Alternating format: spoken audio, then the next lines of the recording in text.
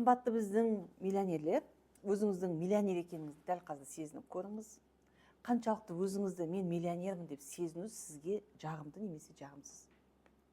Мысалы үшін сіз мұғалім болсаңыз, мен дәрігермін деген кезде өзіңізді бір түрлі сезінесіз, өйткені сіз дәрігер емессіз. Ол образ сізге жат. Қараңыз, мысалы кішкентай кезінде дәрігердің рөлінде ойын ойнайтын қыздар бар, папасының жүрегін тыңдап, басынан мамасының сипап, өтірік дәрі беріп, дәрігердің позициясында болатын кішкентай қыздар бар. Немесе кішкентай кезінде мұғалім болып жүретін қыздар бар. Немесе кішкентай балаларда өте жиі кездеседі, қонақ күту, кішкентай ыдыстардың алып, қонақ күтіп, тамақ дайындап жүретін қыздар бар. Бұның барлығы, достар, жай ғана ойын емес. Қараңыздар, мысалы, бір кішкентай қыздар болады. Кішкентай кезінде үнемі қуыршақ ойнап жүреді. Қуыршақты жастыққа жатқызады, ұйықтатады, жұлақ қапты, қарны ашып қалды деп сол қуыршақтың жағдайын жасап жүреді.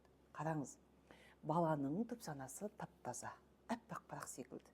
Осы әппақ парақ секілді таза санаға әртүрлі программалар жазылады. Мысалы, бір ғана түрің жаман болып тұр, бетіңді жу деген сөзді қыз бала өмір бойы санасына жазып алып, менің түрім жаман деген оймен жүру әбден мүмкін. Мысалы, менде бір 38 жастағы келіншек болған, 4 рет ажырасқан, сонда сол қыз айтады, менің үнемі мама, папам, әпкелерім, сен түрің жаман, ол сияқтысың деп айтатын дейді. Сол кісі жаңағы өзі ақша таба алады, сауда жасайды, сонда ойлаймын дейді. Сонда сіз түрім жаман деген позицияңыз болса, түрім жаман деп ойласаңыз, қалай 4 рет тұрмысқа шыққансыз десем айтады, ер азаматтардың внимание сізге болды ма дегенде ойлайды да, мен ойлайтынмын дейді.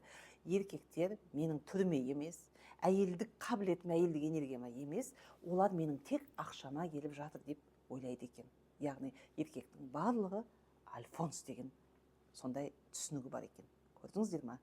Былай қарасаң, түкке тұрмайтын дүние сияқты, бірақ ол түкке тұрмайтын дүниенің астында сынып қалған тағдыр жатыр. Ажырасу ситуациясын басынан өткізгендер жақсы біледі, бұның қаншалықты әйелдердің жанына ауыр, қаншалықты жүрекке салмақ түсіретін жағдай екендігін басынан өткізгендер жақсы біледі деп ойлаймын. Ал енді бұл кісінің ситуация ойлаңыз, 4 рет ажырасу сезімі болған, яғни өзінің жан дүниесіндегі болып жатқан арпалысқа әйелдің төтеп беруге күші жетпеген. Сосын ол не істейді?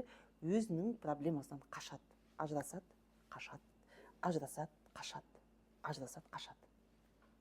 Біз жаман үйден қашып құтыла аламыз. Жаман адамнан қашып құтыламыз мүмкін. Бірақ өзіміздің ішкі халімізден ешқайда қашып құтыла алмаймыз. Сондықтан ішкі халмен жұмыс жасаудан қашпаңыздар. Мына нәрсені айтқым келеді. Жаңа айтып өттім, миллионерлер деген кезде осы миллионер адамның халі сізге қаншалықты комфорт әкеліп тұр. Мысалы үшін маған өте ыңғайсыз болып тұр, мен өзімді миллионер сияқты сезіне алмай тұрмын дейтін адамдар бар, сезініп тұрмын дейтін адамдар бар. Дәл қазір, дәл осы отырған жеріңізде өзіңізді миллионермін деп елестетіп көріңіз. Қаншалықты сізге бұл сезім жағымды. Бүгін сіздерге біз бонус ретінде өте мықты бір методиканы бергіміз келіп тұр. Бұл бұрында берілген, бірақ өкінішке орай көп адамдар бұл дүниені жасамайды. Неге жасамайды? Бұндай оп-оңай дүние менің өмір бойы қатып қалған бағдарламамды, қатып қалған қағидаларымды өзгертеді деп ойламаймын деп ойлайды. Бұл өте қате түсінік. Бұл Фрэнсис Шапироның жаңағы психикалық тұрғыдан дертке ұшыраған адамдарға беріліп жүрген методикасы. Психологтардың басым бөлігі бұл методиканы қолданып жатыр. Яғни психикалық ауруға шалдыққандардың өзіне көмектесетін болса, менің қорқыныштарыма, сенімсіздігіме бұл әрине көмектеседі. Тіпті өз-өзін кінәлай беретін адамдарда, өз-өзін жек көретін адамдарда, әр нәрседен қорқа беретін адамдарда, егер осы ДПДГ-ны үнемі жүйелі түрде жасайтын болса, оның түп санасы кәдімгідей тазарып, жаңа бағдарламаларды қалыптастырады. ДПДГ техникасын жасау үшін айналамызда бөтен дыбыстардың болмағаны, бөтен адамдардың, басқа адамдардың болмағаны өте маңызды. Қараңғы жер болса тіпті жақсы. ДПДГ-ны жасаған кезде жақсылап жайғасамыз, жақсылап басымызды жайғастырып қоямыз. Шашымыздың қысылып, мынандай қатты буылып, қатты өріліп тұрмаған маңызды. Шаштың түбі барлығы бос болу керек. Бүкіл буындарыңыз бос болу керек. Бүкіл денеңіз бос болу керек. ДПДГ-ны жасаған кезде денеңіз, буындарыңыз бос болу керек. Енді қараңыз, жүрегіңіз қысылып тұрса, жүрегін босату керек деп ойламай қойыңыз. Жүрек қысылса, кеудеңіз тарсылдап жатса, асқазаныңыз бүріп ауырып жатса, сондай жағдайлар болса, оған мән бермейміз. Ең бастысы денемізді дайындаймыз да. Қараңыз, телефон алыста тұрмау керек, және тым жақында тұрмау керек. Шамамен 10 сантиметрдей ғана жақындықта болу керек телефон, және де ДПДГ-да шарик жүрген кезде басымызды бұрып жұмыс жасамаймыз. Тек қана бас орында тұрады, көзбен ғана жұмыс жасаймыз. Көзбен ғана жұмыс жасаймыз. Ең жақсысы ДПДГ-ны құлаққаппен жасағаныңыз дұрыс. Құлағыңыз тыныштықта болу керек, айналадағы бөтен дыбыстар естілмей. Толық еркіндік. Көзіңіз телефонда, құлағыңыз осы телефоннан естілетін дыбыста, және де көздің қарашығы шариктерде. Қарашықты ғана қимылдатып отырамыз. 5 минут жасаған өте аз болады. Неғұрлым ұзағырақ жасасаңыз, соғұрлым жақсы болады. Енді ең маңызды сәт, ДПДГ-ны 10 минуттан аз жасауға болмайды. Мен мысалы үшін 20-25 минуттық ДПДГ-ларды ұшақта отырған кезде үнемі жасап аламын. Қандай да бір уайымым болса, анандай болып қалама, мынандай болып қалама, мына самолет қазір кешігіп ұшама деген сияқты ұсақ түйекке басымды ауыртып кеткен кезде болып қалады ғой, кешігіп жатырмын қазір, бүйтіп жатырмын деп жүрегім тарсылып мазам кеткен кезде отыра қалып жасаймын. Бірден сіздің миыңызды тынышталдырып, бойыңыздағы қорқыныштарды қалыпқа келтіреді. Осы ДПДГ-ның астына біз тыныс алу техникасын беріп қоямыз. Бұл курстың барысында тыныс алу техникасы сізге үнемі керек болады. Тыныс алу, былай қараңыздаршы, тыныс алу, ауа өте кеңістікте ауа көп. Мен бүгін ауа жетпей қалама, жүр ауа аз болып тұр деп уайымдамаймын, өйткені Алла тағала біздің бәрімізге жеткілікті ауаны беріп қойған. Бәріміздің мұрнымыз демалып тұр. Мұрын қай кезде демалмайды? Біз өлген кезде. Мұрын демалып тұр деген сөз, менің өмір сүруге қабілетім бар деген сөз болды. Бізге бірақ нәрсе керек. Сіздің өзгеруіңіз үшін, сіздің жақсы өмір сүруіңіз үшін, жақсы адам болуыңыз үшін бізге келдіңіз бе? Мұрныңыз демалып тұр ма? Болды, сіздің қолыңыздан бәрі келеді деген сөз. Сіз өмір сүріп жатырсыз. Енді қараңыз. Мұрын бар бізде, мұрынның тесіктері ашық, ауа жетіп тұр, тыныс алуға қажетті барлық құрал бар. Енді қараңыз. Тегін жатқан ауамен мен теп-тегін отырып, бүкіл қорқыныштарымды кетіре салу мүмкін емес деп ойлайды. Біз ойлаймыз, біз барлықтан сен қиындатып тастағанбыз. Мысалы, бір жеріміз ауырып қалса, анау Кореяға барғымыз келіп, Корея күшті емдейді дейміз, Өйткені Қазақстанда дәл қасымызда жүрген дәрігер оп-оңай қалай ей салады?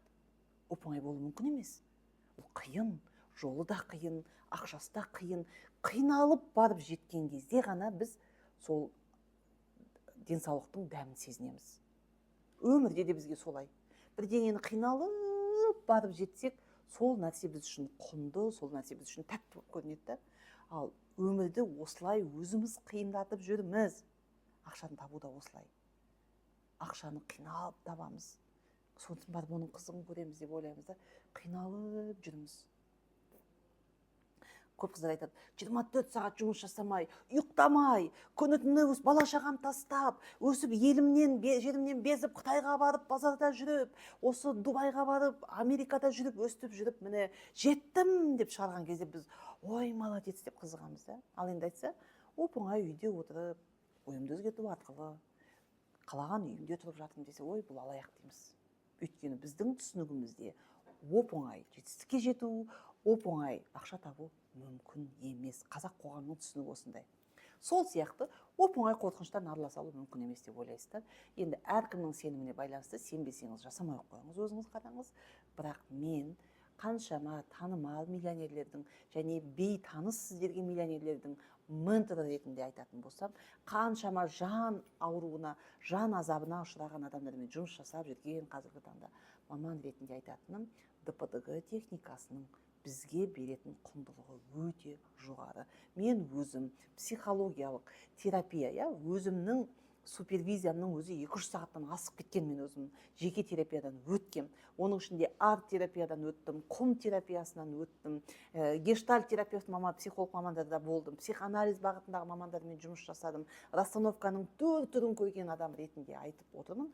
Менің өзім ДПДГ-ны әлі күнге дейін ұшаққа мінсем, жолда жүрсем үнемі жасаймын. Жасаған сайын менде бір ауырлық сезім кетіп қалады. Кез келген уақытта менде қорқыныш пайда болса, көңіл күйім түсіп кетсе, жылағым келіп тұрған сәт болса, мен міндетті түрде ешкімге уымды шашпаймын, ешкіммен алыспаймын, айтыспаймын. Мен не міндетті түрде оңаша жерге отыра қалып ДПДГ-ны жасаймын. Сол сәтте жүрекке тыныштық келеді. Одан кейін бір нәрсені байқау керек. ДПДГ-ны жасаған кезде жүрегіміз қысылады дейтін кісілер болады. ДПДГ-ны жасаған кезде өкпем қысылады дейтін адамдар болады. Ертең бұл курстың барысында денедегі қорқыныштар дейтін сабақ өтеміз. Қорқыныш адам денесінде болатындығы туралы біз айтатын боламыз. Сол денедегі қорқыныштар ДПДГ-ны жасағанда көтеріледі. Көзбен жұмыс жасаймыз, сол кезде көтеріледі. Көтерілу арқылы ол шығады. Түсіндіңіздер, Мысал үшін менің байқағаным, мысалы психолог маманның қабылдауында 4-5 сағат жұмыс жасаған кезде болатын эффектіні ДПДГ-ның 30 минуттық, 20-25 минуттық терапиясында ала аласыздар. Сол нәтижені алуға болады. Сондықтан да ДПДГ-ны құнсыздандырмайық. Бұл үлкен маманның үлкен атқарып жасаған жұмысы. Өте көп психологтар бұны қолданып келе жатыр. Мен сіздерге осы дүниені бонус ретінде тегін беріп отырмын. Тегін болған дүние, бұл керемет құнды болса тегін неге бере салады демей, құнсыздандырмай, бұны сіздер өздеріңізге беріліп отырған мүмкіндік деп қабылдасаңыз болады. Кез келген қорыққан уақытыңызда, кез келген көңіліңіз түскен уақытта, жылағыңыз келген кезде, когда мне плохо дейміз ғой, жан дүниеңіз қиналып, ауырып тұрған сәтте отыра қалып ДПДГ-ны жасайтын болсаңыз, біртіндеп өзіңіздің жағымсыз эмоцияларыңызды өзіңіз-ақ жеңе алатын боласыз.